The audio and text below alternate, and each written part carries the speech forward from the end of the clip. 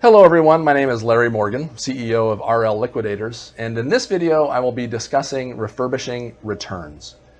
Refurbishing is a controversial topic, largely because it is so expensive to do and those expenses so difficult to track that it can be very challenging to calculate the true cost of goods associated with refurbished items.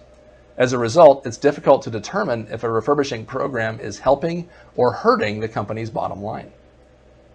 The primary reason companies consider refurbishing returns is generally financial. Refurbished items, at least some of them, can be sold for higher values than unrefurbished items. If a company can therefore spend less on refurbishing an item than the additional amount they can charge for the refurbished item, they should improve the company's bottom line. That math can be very alluring, and while it may seem like a clean equation, when you put it into practice, that clean equation gets messy very quickly. Let me share with you some of what we have seen. Not every item that comes back to be refurbished can be. A significant portion of those items will be what is referred to in the industry as beyond economic repair, or BER. So damaged that it's either impossible or too expensive to refurbish. These items will either need to be liquidated at exceptionally low values or disposed of in some other way. However you dispose of BER items, that disposal will result in an expense that, to have a true picture of the profitability of the program, will need to be included in your refurbishing program's P&L. Another reason that equation gets messy is that you rarely, if ever, sell all of your refurbished product. There is an incredible amount of data manufacturers use when determining how many of any specific item they should produce, so they don't wind up getting stuck with excessive overstocks. Even with all that data at their disposal, they rarely get it spot on, almost always producing more than they can sell. There is much less data available for how many refurbished items to produce, so getting that spot on is even more difficult. On top of that, most companies overpredict how many refurbished items their market will bear, thus overpredicting how many they will sell for that higher price. Sales channels for refurbished items are generally not the same as existing forward sales channels. Nobody wants to cannibalize existing sales of new product by selling refurbished product at a lower price to the same customer. New sales channels, therefore, must be developed for refurbished product.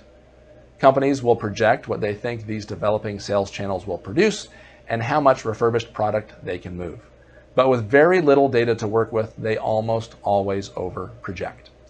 The result is that in almost every instance, more refurbished product is produced than can be sold.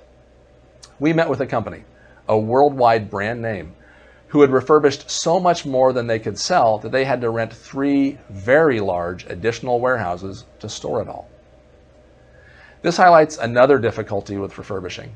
Once started, it's difficult to stop. Employees have been hired, facilities obtained, equipment purchased, and programs developed, all designed to refurbish product. When there is more product refurbished than can be sold, how do you pause refurbishing without laying off those employees and having those facilities and that equipment lie unused, continuing to add cost to the program? All these costs must be added into the refurbishing program's P&L. One challenge we see repeatedly when working with companies with refurbishing programs is that not all of the costs associated with the program are reflected in the program's P&L. Refurbishing programs pull resources from many different areas of a company. We have been surprised repeatedly to find many of the costs associated with the refurbishing program remaining on the P&L of the unit the resources came from. When you understand all the potential costs and the difficulties companies have tracking them, it is easy to see how difficult it can be to determine if a refurbishing program makes financial sense.